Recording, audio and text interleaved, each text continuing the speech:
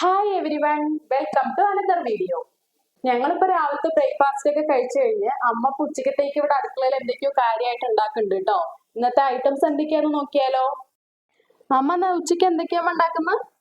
ഒരു മോര് കറി, പിന്നെ ബീട്രൂട്ട് ഉപ്പേരി, പിന്നെ ഇത് മുട്ട ചെട്ടിനാട്ടിട്ട് ഒരു ഫ്രൈ. ഓക്കെ ഓക്കെ, ഇന്ന് മോര് കറി, ബീട്രൂട്ട് ഉപ്പേരി, പിന്നെ ഒരു ചമ്മന്തി ഉണ്ടല്ലോ, നമ്മുടെ എപ്പോഴുള്ള ഒരു ചമ്മന്തി ഉണ്ട്. പിന്നെ നമ്മളിന്ന് മുട്ട അമ്മ ചെട്ടിനാട് സ്റ്റൈൽ അമ്മ അന്ന് ചെട്ടിനാട് സ്റ്റൈൽ ഒരു മുട്ടക്കറി കൂടെ ഉണ്ടാക്കുന്നുണ്ട്. നമുക്ക് അതിന്റെ റെസിപ്പി കൂടെ പരിചയപ്പെടാം കേട്ടോ. ഇതാ ഇവിടെ ഒരാൾ എണീറ്റ് വന്നിട്ടുണ്ട്, ഉറക്കാൻ കിടത്തിയ ആൾ എണീറ്റ് വന്നിട്ടുണ്ട്. ഇനിയിപ്പോ ഇടയിൽ അവന്റെ സൗണ്ട് കൂടെ കേൾക്കാം. ഇതാ ഇത് അമ്മ കുമ്പളങ്ങയില് മഞ്ഞപ്പൊടി ഉപ്പും കൂടെ ഇട്ട് വേവിച്ച് വെച്ചതാ അല്ലേ അമ്മ? അത് വെന്ത് വരണ സമയത്ത് അതിനകത്ത് നമ്മള് തേങ്ങയും ജീരകവും പച്ചമുളകും തൈര് ഒഴിച്ചിട്ട് നന്നായി അരച്ചെടുത്തിട്ടുണ്ട്. ഇനി ഇതിനെ അതിലേക്ക് ആഡ് ചെയ്ത് കൊടുക്കുക. തൈരും തേങ്ങ അരച്ചതൊക്കെ കൂടെ ആഡ് ചെയ്തിട്ട് നമ്മൾ അധികം തിളയ്ക്കാതെ തന്നെ അതിങ്ങനെ മുകളിലേക്ക് പൊങ്ങി വരുമ്പോ തന്നെ ഓഫ് ചെയ്യും കേട്ടോ. എന്നിട്ട് അതിനകത്ത് കടുക് പൊട്ടിച്ച് ഒഴിക്കലാണ് പതിവ്. വെളിച്ചെണ്ണ ഒഴിച്ചിട്ട് കടുകും നമ്മളുടെ വറ്റൽ മുളകും കറിവേപ്പിലയും കൂടെ തന്നെ കുറച്ച് ഉലുവ പൊടിയും കൂടിയിട്ടാണ് കേട്ടോ ആഡ് ചെയ്യുന്നത്. എന്നിട്ട് ഇത് നമ്മൾ ആ മോരുകറിയുടെ മുകളിൽ ഒഴിച്ചാല് മോരുകറി റെഡിയായി. മോരുകറിയുടെ കൂടെ തന്നെ അപ്പുറത്താകുമ്പോൾ മുട്ട കൂടെ വേവാൻ വെച്ചിട്ടുണ്ട് കേട്ടോ, ഉപ്പിട്ടിട്ട് കുറച്ച്. അത് നമ്മളുടെ ചെട്ടിനാട് മുട്ട ഫ്രൈ ഉണ്ടാക്കുന്നുണ്ടല്ലോ, അതിന് വേണ്ടിയിട്ട് വേവാൻ വെച്ചിരിക്കുന്നതാണേ. കടുക് പൊട്ടിച്ചതൊക്കെ ഒഴിച്ച് നമ്മളുടെ മോരുകറി ഇവിടെ റെഡി ആയിട്ടുണ്ടേ. ഇതാ നമ്മള് സ്പെഷ്യൽ ആയിട്ടുള്ള പുതിന ചമ്മന്തി, അതിന്റെ വീഡിയോ നമ്മളുടെ ചാനലിൽ നമ്മൾ നേരത്തെ അപ്ലോഡ് ചെയ്തിട്ടുണ്ട്. കാണാത്തവരുണ്ടെങ്കിൽ കണ്ടു നോക്കണേ, അടിപൊളി ടേസ്റ്റ് ആട്ടോ ഈ ചമ്മന്തിക്ക്. പിന്നെ ഇതാ ഇവിടെ ബീട്രൂട്ട് ഉപ്പേരിയും റെഡി ആയിട്ടുണ്ട്. ഇനിയിപ്പോ അമ്മ ഇവിടെ മുട്ടക്കറി ഉണ്ടാക്കാനുള്ള തയ്യാറെടുപ്പിലാണ് കേട്ടോ. അതെങ്ങനെയാന്നുള്ളത് നോക്കാം. അമ്മയ്ക്ക് വീഡിയോയിൽ വരാനുള്ള ഒരു ചെറിയ മടിയുണ്ട്, അതുകൊണ്ടാണ് മുഖം കാണിക്കാത്തേ. മുട്ട ഉണ്ടാക്കാനായിട്ട് ആദ്യം കുറച്ച് സാധനങ്ങളൊന്ന് വറുത്തെടുക്കണം. മല്ലിയാണ് ആദ്യം ഇട്ടിരിക്കുന്നത്.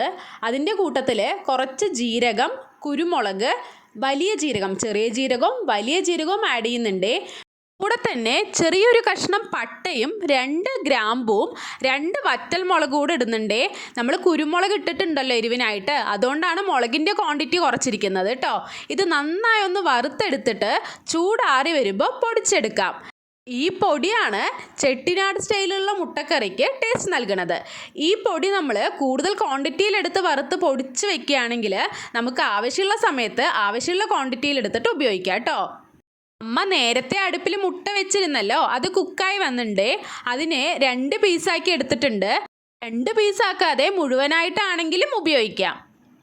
വെളിച്ചെണ്ണ ചൂടായി വരുമ്പോൾ അമ്മ ആദ്യം ആഡ് ചെയ്യുന്നത് വലിയുള്ളി ചെറുതായി അരിഞ്ഞതും കറിവേപ്പിലയും ആണേ. ചോറിൻ്റെ കൂട്ടത്തിൽ കഴിക്കാനാണല്ലോ നമ്മളിപ്പോൾ ഇത് ഉണ്ടാക്കുന്നത്, അതുകൊണ്ട് തന്നെ ഉള്ളിയുടെ ക്വാണ്ടിറ്റി വളരെ കുറച്ചാണ് നമ്മൾ എടുത്തിരിക്കുന്നത്.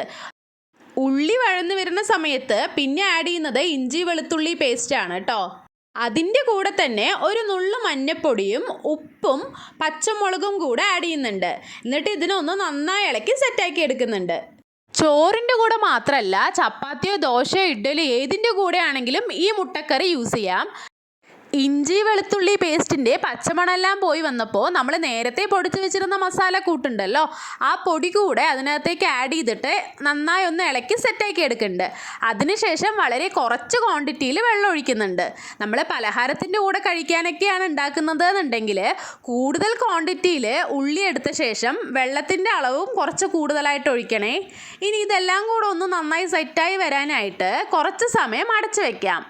മസാലക്കൂട്ടെല്ലാം നമ്മൾ വറുത്ത് പൊടിച്ചത് കൊണ്ട് തന്നെ പച്ചമണം പോകാനൊന്നും ഇല്ലല്ലോ, അതുകൊണ്ട് തന്നെ 2 മിനിറ്റ് തന്നെ അതൊന്ന് സെറ്റായി വരും.